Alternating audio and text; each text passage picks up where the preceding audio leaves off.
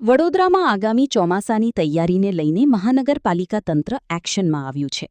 વરસાદી મોસમ દરમિયાન જળભરાવ સહિતની સમસ્યાઓને અટકાવવા માટે પ્રી મોન્સૂન કામગીરીને ઝડપી બનાવવામાં આવી રહી છે.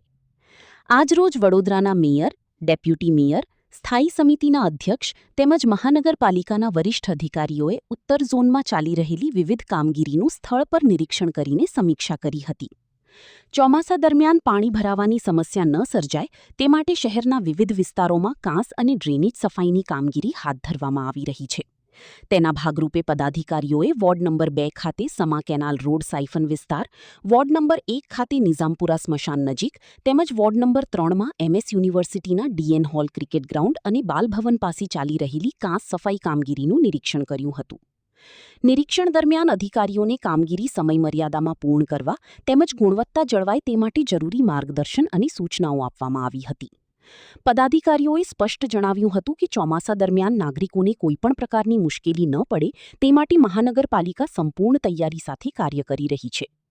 વડોદરા મહાનગરપાલિકા દ્વારા શહેરના વિવિધ વિસ્તારોમાં પ્રી મોન્સૂન કામગીરી સતત ચાલુ રાખવામાં આવી રહી છે, જેથી વરસાદી મોસમમાં જળભરાવ, ગંદકી અને ટ્રાફિકની સમસ્યાઓ પર અસરકારક નિયંત્રણ મેળવી શકાય. આજે ઉત્તર ઝોનમાં અમે વિઝિટ માટે નીકળ્યા છીએ. વોર્ડ નંબર 1, 2 અને 3 છે.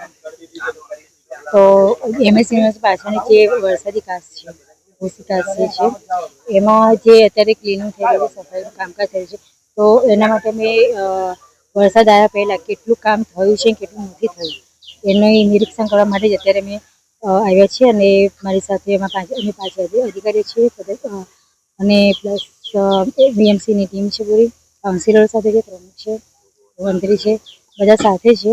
અને જેટલી ઝડપી બને વરસાદ આવ્યા પહેલાં એનો નિકાલ આવવા માટેનો પ્રયત્ન કરી રહ્યો છે.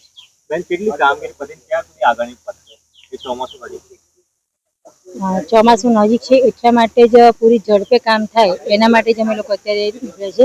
અને એમના અધિકારીઓના બી સૂચન, એના કાઉન્સિલરના, વિસ્તારના લોકોની સલાહ સૂચનથી અમે આગળ કામ કરીએ છીએ, જેથી કરીને વરસાદનું પાણી લોકોના વિસ્તારમાં પ્રસરે નહીં.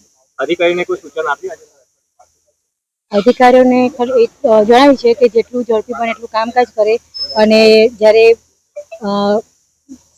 ક્લિનિંગ થઈ રહ્યું કચરું જે બહાર ફેંકે છે, જે લોકો કે ઘણા લોકોના ફોન આવે છે કે ઠેર ઠેર કચરાઓ પડી છે, આ છે, તો એની સફાઈ માટે બી તકેદારી રાખવા માટેનું